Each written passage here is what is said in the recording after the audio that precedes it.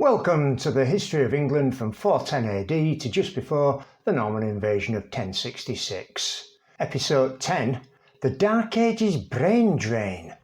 The Venerable Bede, Jarrow, Wearmouth. There is, from Northumbria, in the late 7th to 8th centuries, one towering figure, that of the Venerable Bede, or Bede. He was born about 10 years after the Synod of Whitby, circa 674, further north near Jarrow in Wearmouth, and spent most of his life in and around there, dying in 735. Ceolfrid was his teacher. I spent my whole life in the same monastery, and while attentive to the rule of my order and the service of the church, my constant pleasure lay in learning or teaching or writing. He completed 45 books, of which his last was a translation into English of St. John's Gospel. It was a touching, indeed telling, end to his life. He had dedicated it to God, scholarship and teaching, and had made Jarrow the most noted centre for learning in the whole of Europe.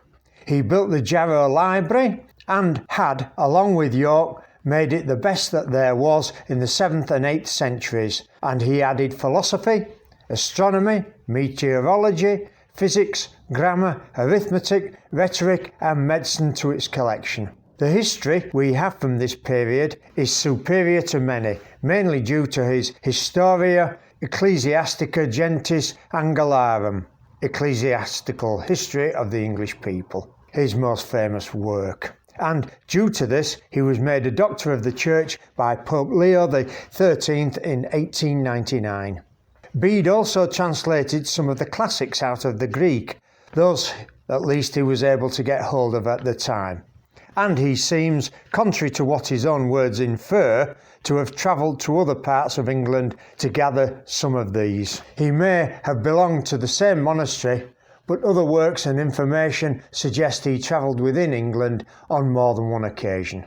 His thirst for knowledge had him request books brought to him from Rome so that he could copy them, and no doubt once translated they would then be transcribed, although this was a costly thing to do as it required vellum, there being no paper yet available.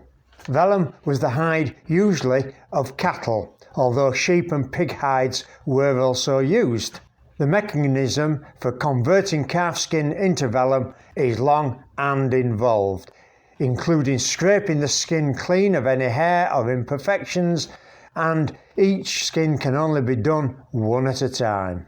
The skin is then treated so that it will absorb the ink, and the ink is made from gall, which is a growth on trees, usually oak galls. Alternatively, soot is used.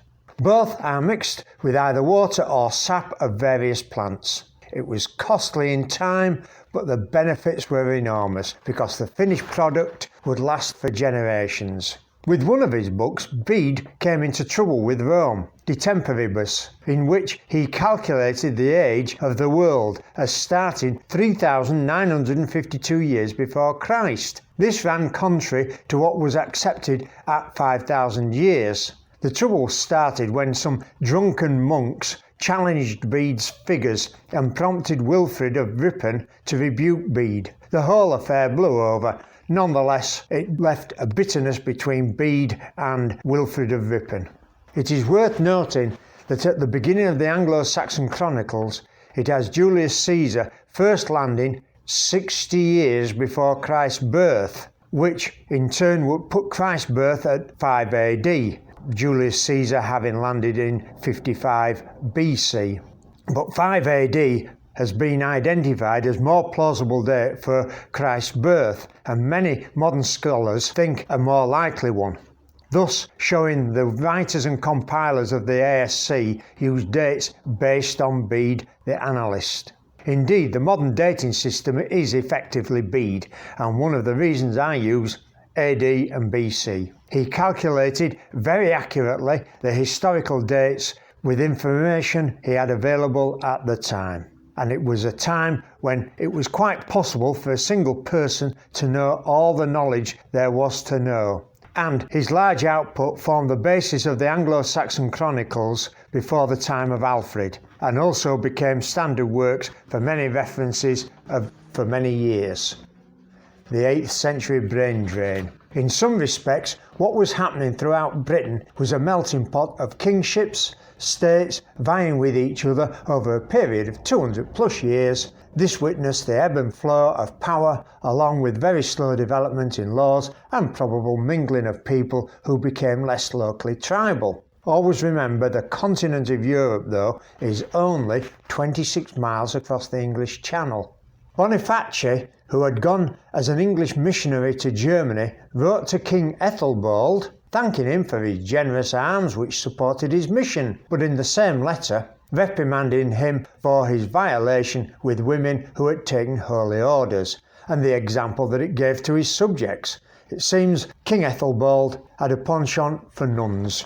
We can see from this correspondence and the subsequent actions of the king that the church and Christian values were now being taken very seriously amongst the ordinary people, enough to influence the king's actions. Also, the letter inferred the king was not above taking money or goods from churches when he needed it, and not as regular taxes. Ethelbald seems to have been suitably chagrined, because in 749, some time after, he issued a charter which freed the churches of all public obligations with the exceptions of bridge maintenance and fortress upkeep. This also tells us that the church was becoming influential in pastoral life, and that it was a sure way of raising taxes, probably through tithes. This is showing the increased influence the church was having over all aspects of life in England. At the end of the 7th century, events that led to the Franks becoming so dominant on the continent had taken place. Pepin II, also known as Pepin the Fat, no joke, had conquered parts of Frisia and decided that it would be to the Frankish advantage if the Frisians became Christian. He sent an envoy, Willibrord, a Northumbrian cleric and missionary, to Rome to be consecrated bishop and to receive the pallium, which meant Willibrord could ordain other bishops. But he met with little success in the Frisian-held Frisia, but Pepin the Fat gave him an estate near Utrecht in Frankish-held Frisia, and Willibrord established monasteries in the area. He was originally from Northumbria and had gone over to Austrasia, as the Frankish kingdom was then known. In 716, this young monk called Boniface arrived in Frisia from a monastery at Exeter. The Frankish court had been unable to hold the Frisian part of the realm, and it was lost to Radbod, king of the Frisians. Thus, in 719, 3 years later, Boniface approached the Pope for permission to preach to the heathens, and which he undertook on hearing of the death of Radbod. So after 3 years, he went into Thungvia and was extremely successful, so much so that the Pope made him bishop and instructed him to set up the church in Germany. Boniface had been born Wynfrith in West Sussex near Selwood. He had then been taught in Exeter in the West Country before joining Willibrord in Frisia. Boniface was a natural communicator. He succeeded in spreading the word of Christianity through Frisian Germany and Westphalia, where others had failed. A knock-on effect of this charismatic preacher was a continual stream of literate academics out of England to Myres and its outlying regions for missionary work, and the attraction of success against the odds. Boniface seems to have inadvertently started an 8th century brain drain out of England.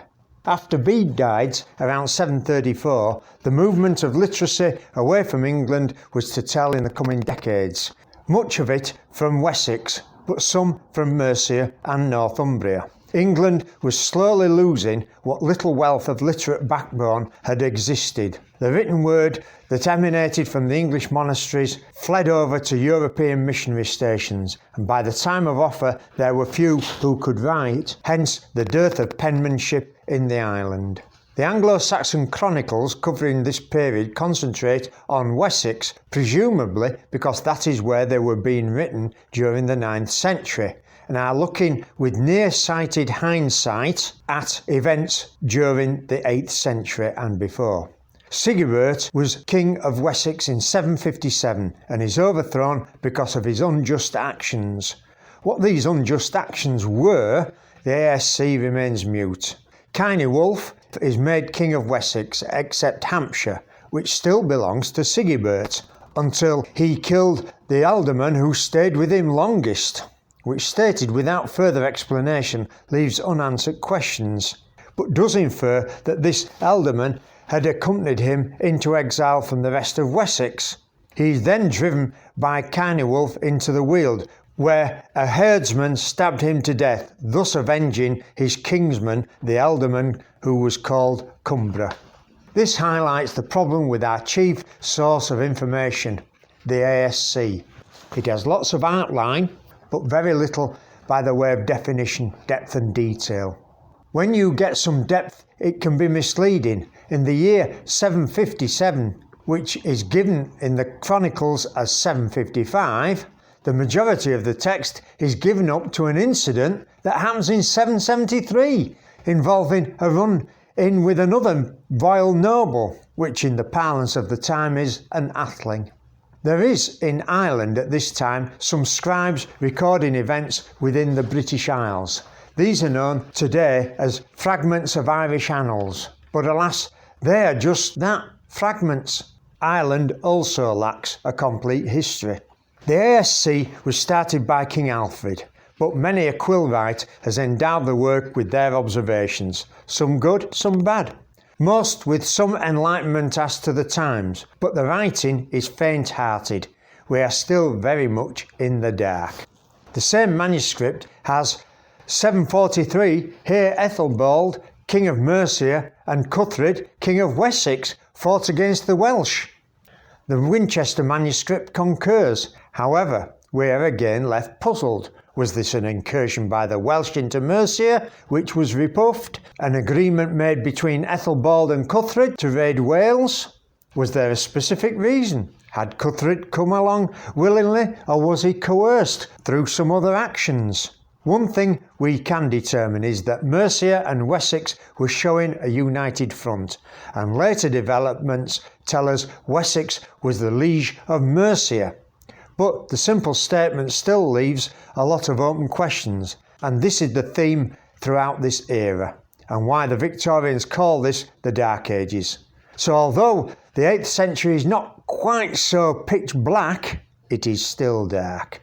Bede, great historian that he was, left us mainly with an ecclesiastical version of the view of England, some day-to-day life events and touches of politics.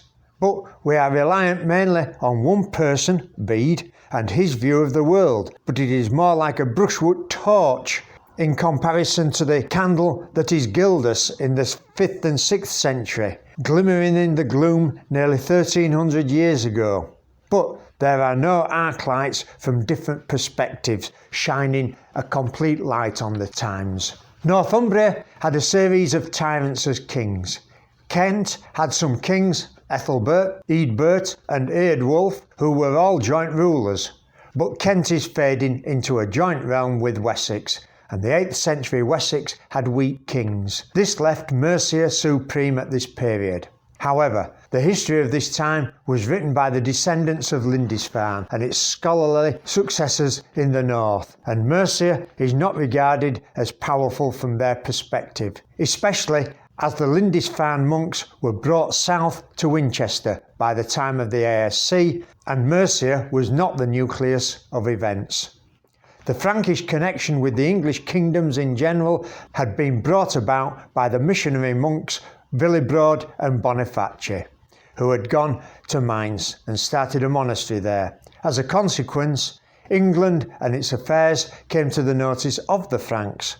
Because of this, the Franks came to be harbouring a number of exiles from different kingdoms surrounding Mercia, and the politics of the Franks was driven by the designs of these exiles to weaken Mercia and strengthen Northumbria or Kent or wherever the origin of the exiled English was. The upshot is a continual courting and distrust between Mercia and the Franks. To put the brain drain or talent drain into context, it would be the equivalent today of removing most of the internet from the country.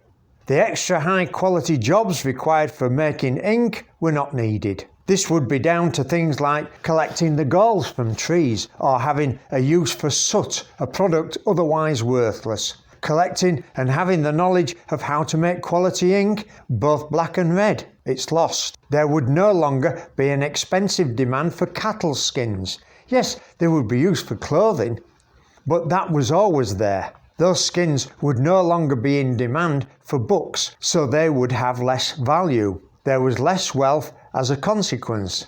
This, aside from the knowledge that the books being distributed and read by many brings. If you found this greatly, please thumbs up. I publish a new video every Monday with occasional bonus episodes, usually on a Thursday. Also, please comment and spread the word on social media outlets. Hit that subscribe button to get the latest episodes and ring that bellaroonies to get reminders. Also, I would appreciate any recommendations on other media like Parler, Twitter, Instagram, etc., Reddit or history forums included. Thank you.